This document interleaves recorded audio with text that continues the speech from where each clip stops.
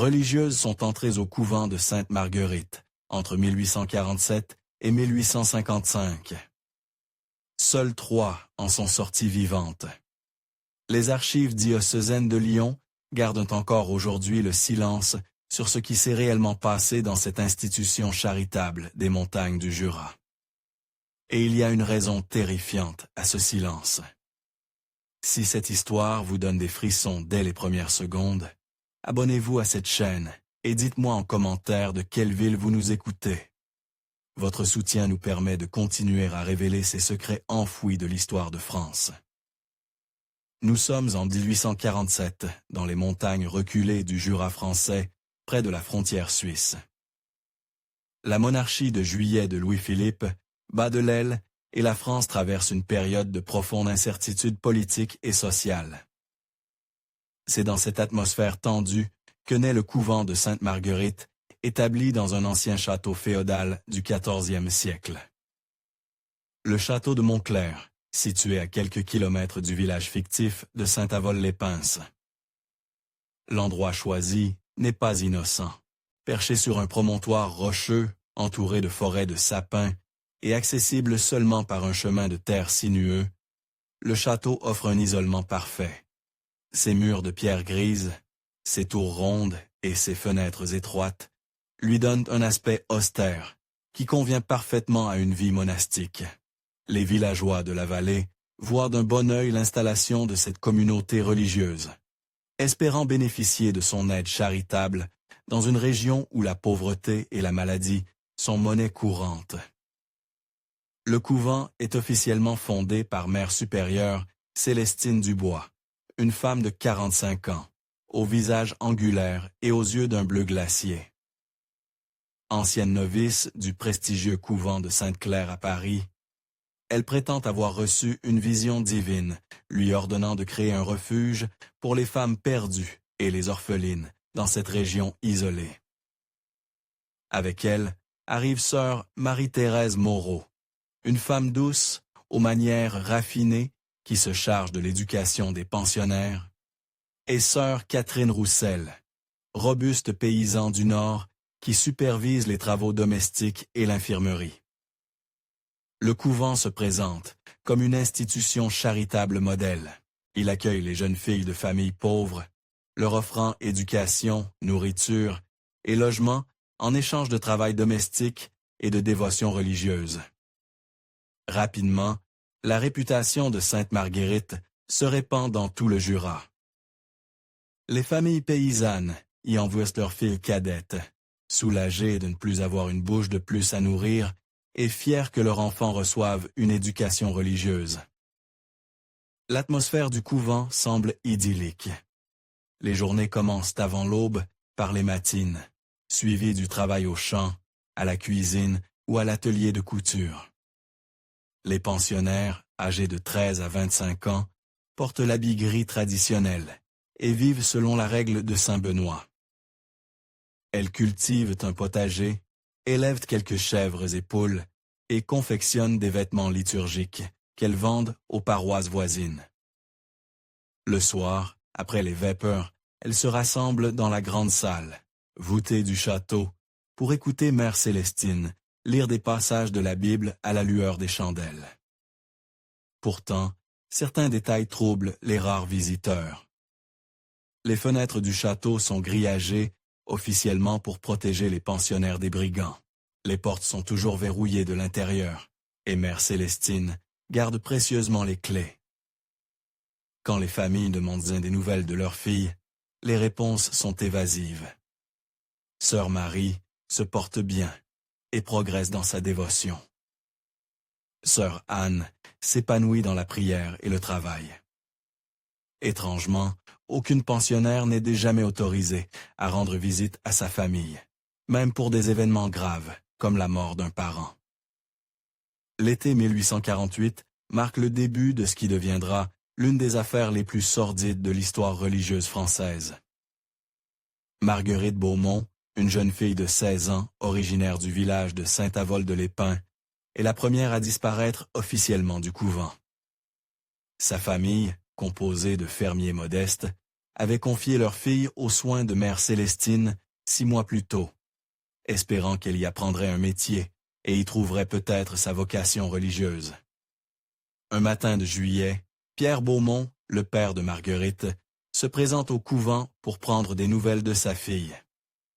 Il trouve Mère Célestine dans le jardin, occupée à tailler des rosiers avec un sécateur dont la lame brille au soleil. Son visage demeure impassible quand elle annonce la nouvelle. « Votre fille a été appelée par le Seigneur Monsieur Beaumont. Une fièvre maligne l'a emportée il y a 3 jours. Nous l'avons enterrée dans le cimetière du couvent, selon les rites chrétiens. » Pierre Beaumont, homme simple mais pas naïf, demande à voir la tombe de sa fille. Mère Célestine l'accompagne vers un petit cimetière aménagé derrière la chapelle, entouré d'un muret de pierres sèches. Elle désigne une croix de bois fraîchement plantée, sans inscription, parmi une douzaine d'autres tombes similaires. « Nous gardons la simplicité en toutes choses, » explique-t-elle. Les noms sont inscrits dans notre registre des morts, tenu dans la sacristie. Mais quelque chose dans l'attitude de la religieuse trouble profondément Pierre Beaumont. Ses mains, qu'elle garde croisées dans ses manches, tremblent légèrement. Son regard ne croise jamais le sien. Et surtout, elle refuse catégoriquement qu'il consulte le registre des morts, prétextant que seul l'évêque de Lyon a autorité pour examiner les documents officiels du couvent. Le fermier repart troublé, mais il n'ose pas questionner ouvertement une institution religieuse. Dans la France de 1848, critiquer l'Église équivaut à se mettre au banc de la société. Pourtant, en redescendant le chemin pierreux vers le village, Pierre remarque quelque chose d'étrange. Aucune des tombes du petit cimetière ne semble ancienne. Toutes les croix de bois paraissent avoir été plantées récemment, et la terre fraîchement retournée. Pour un couvent établi depuis moins d'1 an, le nombre de décès semble anormalement élevé. De retour au village, Pierre Beaumont confie ses doutes à quelques proches. Il apprend alors qu'il n'est pas le seul dans ce cas. Jacques Morillon, dont la fille Émilie était entrée au couvent au printemps, a reçu la même nouvelle 3 semaines plus tôt. Mort subite par fièvre, enterrement immédiat. François Petit, père de la jeune Claire, s'est vu annoncer le décès de sa fille par une lettre laconique signée de la main de Mère Célestine. L'inquiétude grandit parmi les familles. En quelques mois, 5 jeunes filles sont officiellement mortes au couvent de Sainte-Marguerite. Toutes 2 fièvres mystérieuses, toutes enterrées dans ce petit cimetière sans témoin extérieur. Les villageois commencent à murmurer, mais leurs protestations se heurtent au mur du respect, dû aux institutions religieuses. L'automne 1848 apporte avec lui les premières de rumeurs, vraiment troublantes. Marie Desjardins, une ancienne domestique du château qui avait servi les précédents propriétaires avant l'installation du couvent, ose briser le silence. Elle raconte à qui veut l'entendre une scène qu'elle a observée depuis la lisière de la forêt, en allant ramasser des champignons. « J'ai vu sœur Catherine et 2 pensionnaires creuser dans le cimetière à la tombée de la nuit. » Chuchote-t-elle aux femmes du village, assemblées près du lavoir. Elle portait quelque chose de lourd, enveloppé dans un drap blanc. Mais ce qui m'a glacé le sang, c'est qu'elle creusait à côté des tombes, pas dedans, comme si elle voulait cacher quelque chose sous la terre, pas l'y enterrer décemment. Ces révélations créent un malaise profond dans la communauté villageoise. Certains accusent Marie Desjardins de médisance et de jalousie envers les religieuses. D'autres commencent à s'interroger sérieusement sur ce qui se passe derrière les murs du château. Les plus pragmatiques font remarquer qu'en effet, depuis l'ouverture du couvent, aucune pensionnaire n'a jamais été vue au village, même pour assister à la messe dominicale dans l'église paroissiale. Le maire de Saint-Avold-les-Pins, Anatole Girard, homme prudent et respectueux de l'ordre établi, décide d'écrire discrètement à l'évêché de Lyon pour demander des informations officielles sur le couvent de Sainte-Marguerite. La réponse arrive 3 semaines plus tard, portant le sceau officiel du diocèse. Elle confirme l'existence de l'institution, sa mission charitable et l'excellente réputation de mère supérieure Célestine Dubois.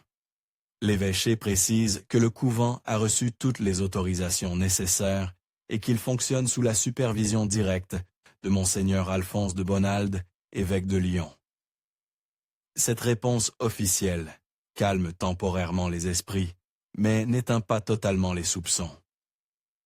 L'hiver 1848-1849 est particulièrement rigoureux dans le Jura, et l'isolement du couvent devient total. Pendant plusieurs mois, aucun contact n'est possible avec l'institution. Au printemps 1849, quand les chemins redeviennent praticables, les villageois remarquent que le nombre de pensionnaires semble avoir encore diminué. De leur poste d'observation dans la vallée, ils ne voient plus que quelques silhouettes grises dans les jardins du château. C'est alors qu'arrive au village un personnage qui va changer le cours des événements. L'abbé Michel Tremblay, un jeune prêtre fraîchement ordonné, envoyé par l'évêché pour seconder le vieux curé de la paroisse. Contrairement à son prédécesseur, l'abbé Tremblay est curieux, énergique et peu impressionné par les conventions sociales. Dès son arrivée, il s'étonne de ne jamais voir les pensionnaires du couvent aux offices religieux. Il est étrange qu'une communauté si dévote ne participe jamais à la vie spirituelle de la paroisse. Confie-t-il au maire. J'aimerais leur rendre visite pour me présenter et proposer mes services spirituels. Mais quand l'abbé Tremblay se présente au couvent au début de l'été 1849, il se heurte à un refus poli mais ferme de mère Célestine. Elle prétexte que les pensionnaires sont en retraite spirituelle et ne peuvent recevoir de visites extérieures. L'abbé insiste, rappelant son autorité ecclésiastique, mais la religieuse produit une lettre officielle de l'évêché, l'exemple tant de toute supervision paroissiale locale. Cette attitude défensive éveille définitivement les soupçons du jeune prêtre. Il commence discrètement son enquête, interrogeant les familles qui ont confié leurs filles au couvent. Le tableau qui émerge est accablant. Sur 15 jeunes filles, entrées à Sainte-Marguerite depuis sa fondation, 8 sont officiellement décédées, 3 ont été transférées dans d'autres institutions, sans que leurs familles puissent les contacter, et 4 seulement semblent encore présentes au couvent. L'été 1849 marque un tournant décisif dans l'affaire du couvent de Sainte-Marguerite. L'abbé Michel Tremblay, déterminé à percer le mystère qui entoure l'institution, décide de mener une investigation plus approfondie. Il commence par étudier minutieusement les registres paroissiaux et découvre des incohérences troublantes. Selon les documents officiels fournis par mère Célestine, les jeunes filles décédées au couvent ont toutes succombé à des fièvres malignes, survenues brutalement. Pourtant, aucune épidémie n'a été signalée dans la région durant cette période.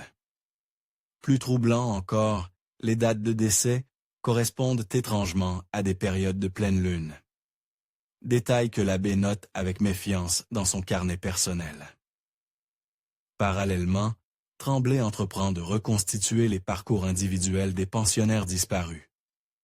Il découvre que toutes étaient des jeunes filles issues de familles pauvres, souvent orphelines ou avec des parents âgés, et surtout, elles étaient remarquablement jolies. Cette dernière observation le frappe particulièrement.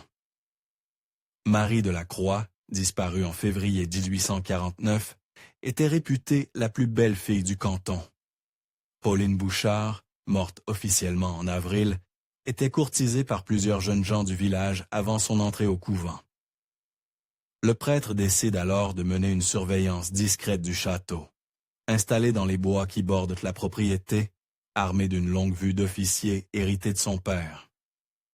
Il observe les allées et venues pendant plusieurs nuits. Ce qu'il découvre le glace d'épouvant. Contrairement à ce qu'affirme mère Célestine, le couvent reçoit des visiteurs nocturnes. Des hommes arrivent à cheval ou en calèche, toujours après minuit, et repartent avant l'aube. L'abbé reconnaît certains d'entre eux, Monsieur de Montbrun, riche propriétaire terrien des environs de Besançon. Le notaire Édouard Chassagne, réputé pour ses mœurs, se dissolut. Même le préfet de la région, Augustin Valmore, homme marié et père de familles nombreuses. Mais le plus choquant survient une nuit de septembre 1849. L'abbé observe un groupe d'hommes pénétrer dans le château vers 2 heures du matin. Peu après, des lumières s'allument dans une tour qu'il avait toujours vue éteinte. À l'aide de sa longue vue, il aperçoit brièvement des silhouettes féminines aux fenêtres, mais elles ne portent pas l'habit religieux gris des pensionnaires. Ces femmes semblent vêtues de robes colorées, et leurs mouvements paraissent contraints, comme si elles étaient entravées. L'abbé comprend alors qu'il est face à quelque chose de bien plus grave qu'une simple négligence administrative. Il décide de chercher un témoignage direct et se tourne vers les anciens employés du château. Marie Desjardins, la domestique qui avait déjà fait des révélations troublantes, accepte de lui parler en privé. « Mon père, ce que je vais vous dire peut me coûter la vie », murmure-t-elle dans l'ombre du confessionnel. « Mais je ne peux plus garder le silence. J'ai une sœur Brigitte qui est entrée au couvent il y a 6 mois. Officiellement, elle est morte de la fièvre en juillet. Mais je l'ai vue vivante il y a 15 jours. » Le témoignage de Marie bouleverse l'abbé. Elle raconte avoir aperçu sa sœur à la fenêtre d'une tour du château. Les cheveux défaits visiblement en détresse. Quand Brigitte l'a vue, elle a porté les mains à sa gorge dans un geste de supplication. Mais elle a aussitôt été tirée vers l'arrière par une silhouette que Marie n'a pas pu identifier. « Il y a autre chose, mon père, » continue Marie d'une voix brisée. « En redescendant par le sentier de la forêt, j'ai trouvé ceci. » Elle sort de son tablier un petit objet que l'abbé examine, à la lueur d'une chandelle, un médaillon en argent gravé du nom Brigitte Desjardins. C'est le bijou que la jeune fille portait toujours, héritage de sa mère défunte. Il était accroché à une branche, comme si elle l'avait jeté depuis sa fenêtre, en espérant que quelqu'un le trouve. Explique Marie en sanglotant. Cette révélation confirme les pires soupçons de l'abbé. Il comprend que les pensionnaires du couvent de Sainte-Marguerite ne sont pas mortes de maladie, mais retenues contre leur volonté pour des fins innommables. Il décide qu'il est temps d'alerter les autorités civiles, mais il lui faut d'abord réunir des preuves plus solides. Si cette histoire vous donne des frissons et que vous voulez connaître la vérité terrifiante, mettez un pouce en l'air et dites-moi en commentaire ce que vous pensez qu'il se passe réellement dans ce couvent maudit. L'automne 1849 voit l'abbé Tremblay intensifier dangereusement son enquête. Conscient que sa surveillance extérieure ne lui apportera pas les preuves définitives dont il a besoin, il décide de tenter une infiltration du couvent. Pour cela, il fait appel à une complice inattendue. Jeanne Moreau, une jeune veuve du village, courageuse et discrète, qui accepte de se faire passer pour une postulante désirant rejoindre la communauté. Le plan est risqué, mais ingénieux. Jeanne se présente au couvent en octobre, prétextant vouloir consacrer sa vie à Dieu après la mort tragique de son époux. Mère Célestine l'accueille avec une politesse glaciale, mais accepte de l'héberger pour une période d'essai. Ce que la supérieure ignore, c'est que Jeanne porte sur elle un petit carnet dissimulé dans sa ceinture et qu'elle a pour mission de noter tout ce qu'elle observe. Les premières observations de Jeanne, transmises à l'abbé lors de confessions arrangées, confirment l'atmosphère oppressante qui règne au château. Les pensionnaires qu'elle rencontre sont peu nombreuses, seulement 6 au lieu des 15 officiellement présentes. Elle semble toute terrifiée et évite soigneusement de parler en présence des 3 religieuses. Plus troublant encore, certaines portent des marques suspectes aux poignets, comme si elles avaient été entravées. Mais c'est lors de sa 3e nuit au couvent que Jeanne fait la découverte la plus horrible. Réveillée par des bruits étranges, elle quitte discrètement sa cellule et explore les couloirs du château. Dans les caves voûtées de l'ancienne forteresse, elle découvre une série de cachots aménagés avec des chaînes scellées dans les murs. L'odeur qui règne dans ces souterrains la fait vomir. Un mélange d'humidité, d'excréments et de quelque chose d'autre qu'elle n'ose identifier. Dans l'un de ces cachots, elle trouve Brigitte Desjardins, la sœur de Marie, officiellement morte depuis des mois. La jeune fille est dans un état lamentable. Amaigrie, les cheveux sales, vêtue de haillons. Quand elle voit Jeanne, ses yeux s'illuminent d'un espoir fou. « Sortez-moi d'ici », supplie-t-elle dans un souffle. Elle nous garde, pour les hommes qui viennent la nuit. Celles qui résistent ou qui tombent enceintes, elles disparaissent pour de bon. Jeanne apprend l'horrible vérité. Le couvent de Sainte-Marguerite n'est qu'une façade, cachant un réseau de prostitution destiné à une clientèle fortunée et discrète. Les pensionnaires sont retenus contre leur volonté et contraintes de satisfaire les désirs des visiteurs nocturnes. Celles qui tentent de s'échapper ou qui deviennent inutilisables sont purement et simplement éliminées. Mère Célestine n'est pas une vraie religieuse, révèle Brigitte. Elle s'appelle en réalité Célestine Moreau. C'est une ancienne prostituée de Paris qui a fui la capitale après avoir tué un client. Les deux autres aussi sont des criminels. Elles ont tué les vraies religieuses qui avaient fondé le couvent et ont pris leur place. Cette révélation stupéfie Jeanne. Elle comprend que l'institution tout entière n'est qu'une mascarade criminelle d'une ampleur terrifiante.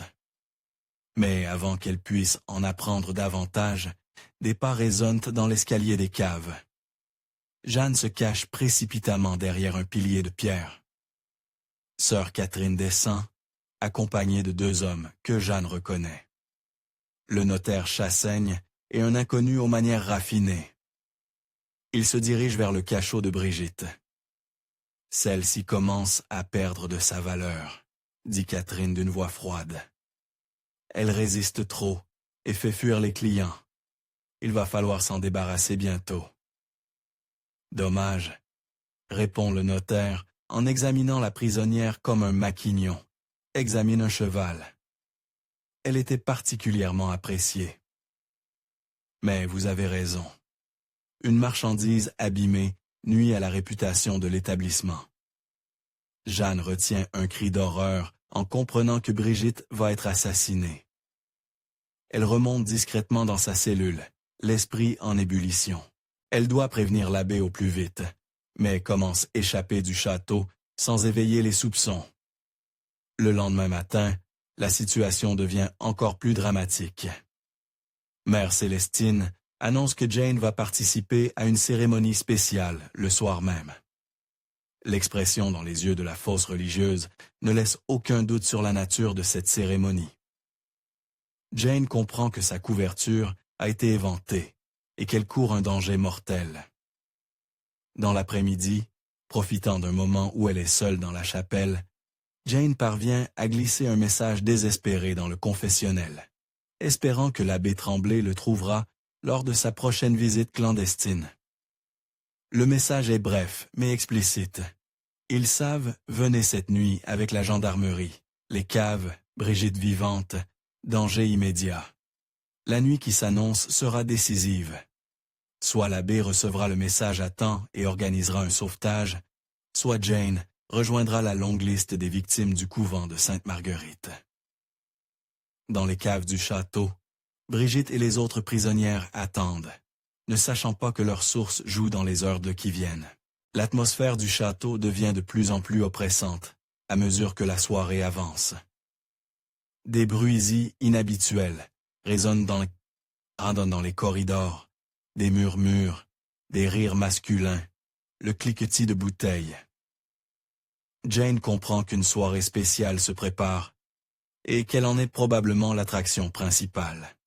La nuit du 15 novembre 1849 restera gravée dans l'histoire criminelle de la France comme l'une des plus sordides de ce siècle troublé. L'abbé Michel Tremblay ayant découvert le message désespéré de Jane dans le confessionnel, prend une décision qui va changer le cours des événements. Au lieu d'alerter immédiatement la gendarmerie locale, qu'il soupçonne d'être corrompu par les notables impliqués dans le scandale, il chevauche toute la nuit, jusqu'à Besançon, pour alerter directement le procureur de la République. Maître François Guillemin, procureur intègre et incorruptible, écoute le récit de l'abbé avec une gravité croissante. Les preuves rassemblées, bien que circonstancielles, sont suffisamment accablantes pour justifier une intervention immédiate. Il dépêche un détachement de 15 gendarmes sous les ordres du lieutenant Auguste Mornay, avec ordre de perquisitionner le couvent de Sainte-Marguerite et d'arrêter toute personne suspecte. L'expédition se met en route dans l'après-midi du 16 novembre. L'abbé Tremblay les guide, l'angoisse au cœur, espérant arriver à temps pour sauver Jeanne et les autres victimes. Mais quand ils atteignent le plateau où se dresse le château, un spectacle stupéfiant les attend. Le couvent de Sainte-Marguerite brûle. D'immenses flammes orange et rouge s'élèvent dans le ciel gris de novembre, illuminant sinistrement la campagne environnante. La fumée noire qui s'échappe des fenêtres du château est visible à des kilomètres à la ronde. Les gendarmes éperonnent leurs chevaux. Mais il est déjà trop tard pour sauver le bâtiment. Arrivés sur les lieux, ils trouvent un spectacle de désolation. Le château médiéval, avec ses murs de pierre millénaires, résiste au feu, mais tout l'intérieur est ravagé par les flammes.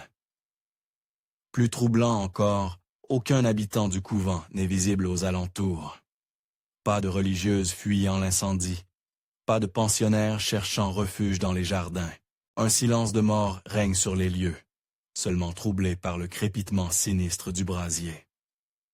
Le lieutenant Mornay organise immédiatement les secours. Ces hommes forment une chaîne humaine jusqu'au puits du château pour tenter d'éteindre l'incendie, mais leurs efforts sont vains. Le feu semble avoir été allumé simultanément en plusieurs points du bâtiment, selon un plan méthodique destiné à tout détruire. C'est en explorant les dépendances épargnées par les flammes que les gendarmes font leur première découverte macabre. Dans les écuries, ils trouvent les corps de 3 hommes, le notaire Édouard Chassagne, Monsieur de Montbrun, et un 3e individu que personne ne reconnaît. Tous ont été tués par balle, d'un coup tiré à bout portant dans la nuque. Leurs vêtements sont en désordre, leurs poches vidées, suggérant qu'ils ont été dépouillés avant d'être exécutés. Mais c'est dans les caves voûtées du château, partiellement protégées du feu par leurs murs épais, que les enquêteurs découvrent l'horreur absolue. Les cachots décrits par Jeanne dans son message sont bien là, avec leurs chaînes et leurs conditions inhumaines. Dans l'un d'eux, ils trouvent le corps d'une jeune femme, que l'abbé Tremblay identifie comme étant Brigitte Desjardins. Elle a été étranglée, probablement quelques heures avant l'incendie. Dans les décombres fumants du premier étage, les gendarmes mettent au jour les restes calcinés de plusieurs autres victimes. L'état des corps rend l'identification difficile.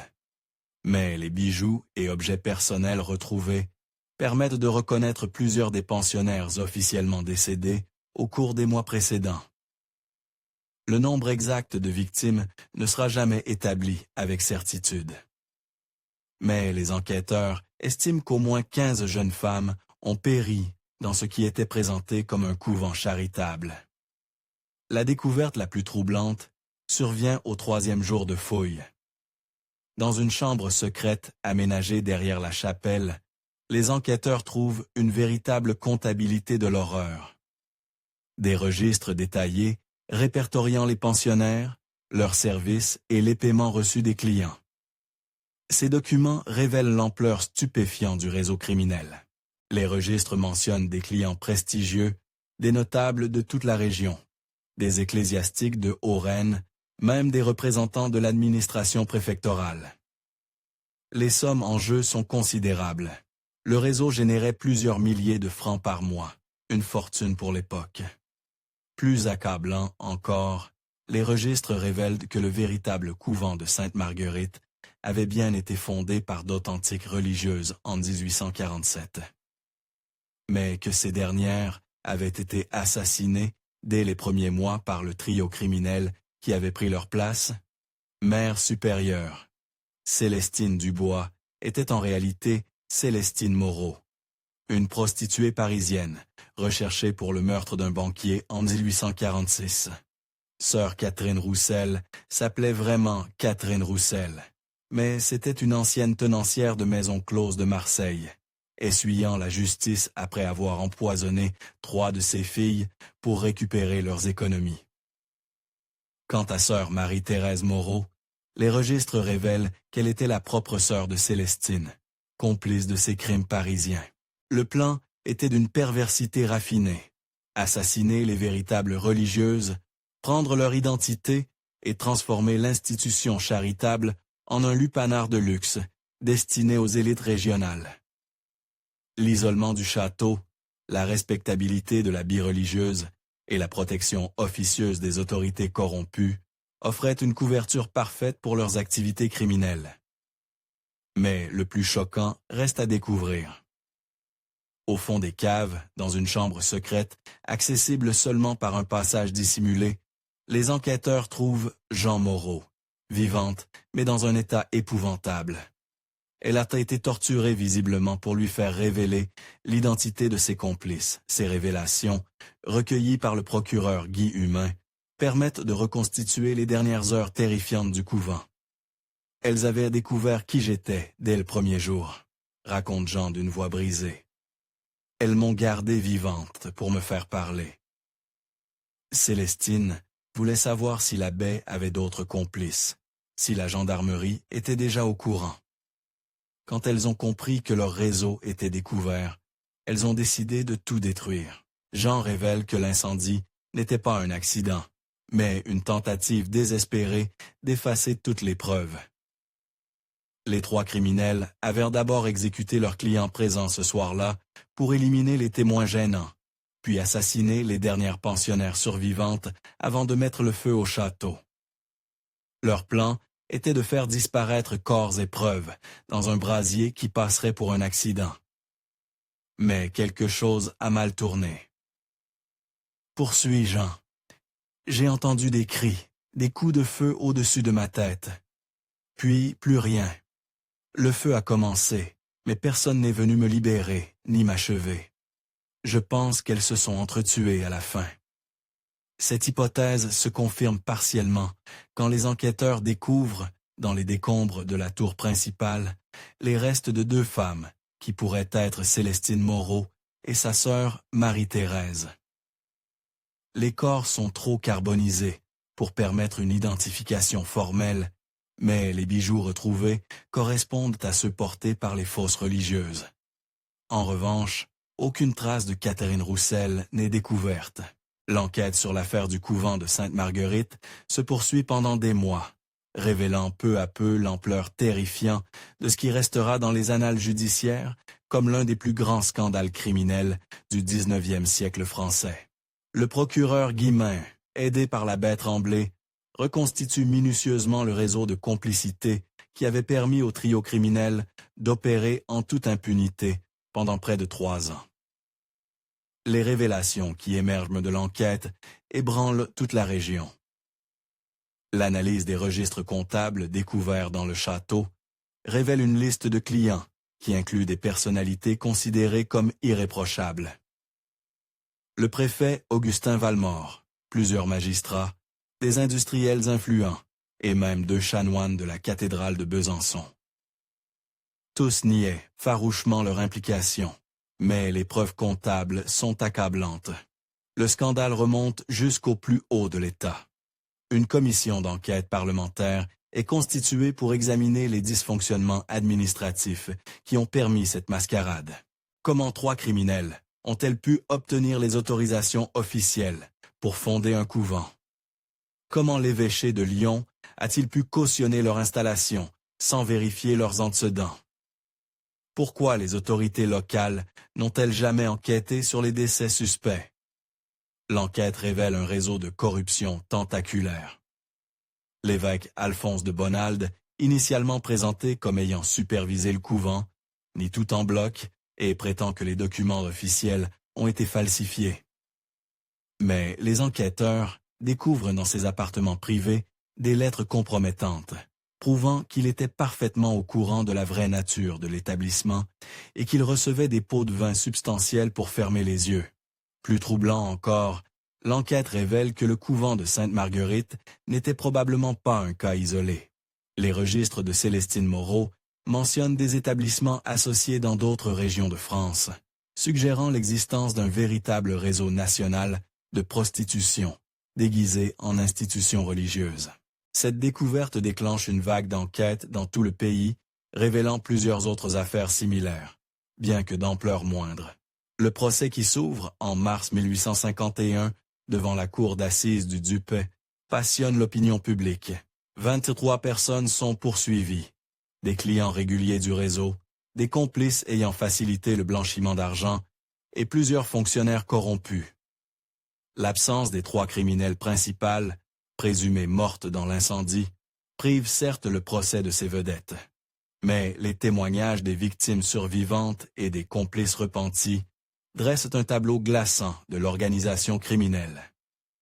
Jeanne Moreau, traumatisée mais courageuse, témoigne pendant 3 jours entiers, décrivant par le menu les horreurs qu'elle a observées. Son récit, repris par tous les journaux de France, choque profondément l'opinion publique et contribue à une prise de conscience sur les dangers que courent les jeunes filles pauvres, livrées sans protection à des institutions prétendument charitables. Les condamnations sont sévères. 6 clients réguliers du réseau sont condamnés à des peines de prison, allant de 5 à 15 ans. Le préfet Valmore et l'évêque de Bonald sont destitués de leurs fonctions et condamnés respectivement à 10 et 8 années de réclusion. Plusieurs fonctionnaires subalternes reçoivent des peines plus légères, mais voient leur carrière définitivement brisée. Cependant, un mystère demeure. Catherine Roussel, la 3e criminelle, n'a jamais été retrouvée, ni vivante, ni morte. Les enquêteurs ont exploré chaque recoin des ruines du château sans découvrir ses restes. Certains pensent qu'elle a péri dans l'incendie et que son corps a été entièrement consumé. D'autres croient qu'elle a réussi à s'échapper dans la confusion et qu'elle court toujours. Cette incertitude inquiète profondément les autorités. Catherine Roussel connaissait tous les secrets du réseau, tous les noms des clients, toutes les méthodes utilisées. Si elle était encore vivante, elle représentait une menace permanente pour de nombreuses personnalités influentes. Des recherches discrètes sont menées pendant des années dans toute l'Europe, mais aucune trace de la fugitive n'est jamais découverte. L'affaire du couvent de Sainte-Marguerite a des répercussions durables sur la société française. Elle contribue à une méfiance accrue envers les institutions religieuses non contrôlées et pousse les autorités à renforcer la surveillance des établissements caritatifs. De nouvelles lois sont votées pour encadrer plus strictement la création de communautés religieuses et imposer des inspections régulières. Pour les familles des victimes, la justice rendue ne peut effacer la douleur de la perte. Pierre Beaumont, le père de Marguerite, ne se remet jamais de la découverte de la vérité sur le sort de sa fille. Marie Desjardins, qui avait eu le courage de témoigner malgré les risques, sombre dans la mélancolie et meurt prématurément en 1854, rongée par le remords de n'avoir pas pu sauver sa sœur Brigitte. L'abbé Michel Tremblay, héros malgré lui de cette sombre affaire, demande sa mutation dans une paroisse reculée des Vosges. Il ne supporte plus de voir quotidiennement les lieux qui lui rappellent tant d'horreurs. Il consacre le reste de sa carrière ecclésiastique à l'aide aux prostituées et aux femmes en détresse, comme pour racheter son sentiment de n'être intervenu que trop tard. Jeanne Moreau, la courageuse espionne qui avait risqué sa vie pour révéler la vérité, quitte définitivement la région après le procès. Elle refait sa vie dans le sud de la France sous une nouvelle identité, mais elle ne se marie jamais et n'a pas d'enfant. Les traumatismes subis au couvent l'ont marquée à vie. Quant au château de Montclair, Ces ruines calcinées sont rasées en 1852 sur ordre des autorités. L'endroit est maudit dans la mémoire collective et personne ne veut racheter le terrain. Il retourne progressivement à l'état sauvage, envahi par la végétation. Aujourd'hui encore, les habitants de la région évitent de s'approcher de ce lieu chargé de tant de souffrances. Pourtant, certains témoignages troublants continuent de circuler. Des randonneurs affirment avoir aperçu une silhouette féminine, rôdant parfois près des ruines à la tombée de la nuit. Une femme aux cheveux gris, vêtue de noir qui disparaît, dès qu'on tente de l'approcher. Les plus superstitieux y voient l'âme errant d'une des victimes. Les plus pragmatiques se demandent s'il ne s'agirait pas de Catherine Roussel. La criminelle disparue, revenue hanter les lieux de ses crimes.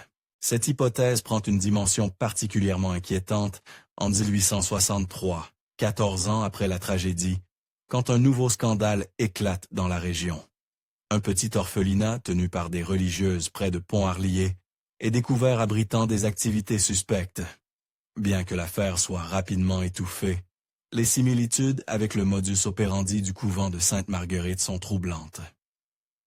Les enquêteurs ne peuvent s'empêcher de se demander si Catherine Roussel n'aurait pas reconstitué un nouveau réseau, profitant de l'expérience acquise et de la complicité d'anciens clients échappés aux poursuites.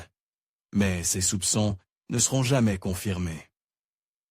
L'affaire de Pontarlier se conclut par des non-lieux faute de preuves suffisantes, et le mystère de Catherine Roussel demeure entier. Elle rejoint ainsi la longue liste des criminels français qui ont échappé à la justice et dont le sort reste inconnu. Aujourd'hui, 175 ans après ces événements tragiques, l'affaire du couvent de Sainte-Marguerite reste l'une des plus sombres de l'histoire criminelle française. Elle illustre de manière glaçante comment la respectabilité sociale peut servir de façade aux pires ignominies, et comment la corruption peut permettre aux criminels les plus cyniques d'opérer en toute impunité. Les archives judiciaires conservées aux archives départementales du DUP contiennent encore aujourd'hui plus de 1000 pages de témoignages, de correspondances et de pièces à conviction liées à cette affaire. Elle constitue un témoignage accablant sur une époque où la condition féminine était si précaire qu'il était possible de faire disparaître des dizaines de jeunes femmes sans que personne ne s'en inquiète vraiment. L'histoire du couvent de Sainte-Marguerite nous rappelle également que les prédateurs savent exploiter les failles de n'importe quel système, même les plus sacrés. En se cachant derrière l'habit religieux et la façade de la charité chrétienne, les trois criminels avaient trouvé la couverture parfaite pour leurs activités. Leur plan aurait pu fonctionner indéfiniment si la curiosité et le courage de quelques individus, l'abbé Tremblay, Jeanne Moreau, Marie Desjardins, n'avaient pas permis de révéler la vérité. Mais combien d'autres affaires similaires ne sont jamais venues au jour? Combien de jeunes femmes ont disparu dans des circonstances suspectes sans que personne ne s'en préoccupe? Ces questions dérangeantes restent sans réponse, nous rappelant que l'histoire officielle ne révèle probablement qu'une partie de la réalité. Vous venez d'entendre l'une des histoires les plus troublantes de l'histoire de France. Une affaire qui pose encore aujourd'hui de nombreuses questions. Pensez-vous que Catherine Roussel ait vraiment péri dans l'incendie, ou qu'elle ait réussi à s'échapper pour poursuivre ses crimes ailleurs? Croyez-vous que tous les complices de ce réseau criminel ont été identifiés et jugés? Dites-moi en commentaire ce que vous pensez de cette sombre affaire. Abonnez-vous pour découvrir d'autres secrets oubliés de notre histoire et partagez cette vidéo avec tous ceux qui s'intéressent aux mystères non résolus du passé français. Car après tout, qui peut affirmer avec certitude que de tels crimes ne se reproduisent pas encore aujourd'hui, cachés derrière des façades respectables, protégés par des complicités haut placées? L'affaire du couvent de Sainte-Marguerite nous enseigne que la vigilance est le prix de la sécurité, et que parfois, la vérité est bien plus terrifiante que toutes les légendes.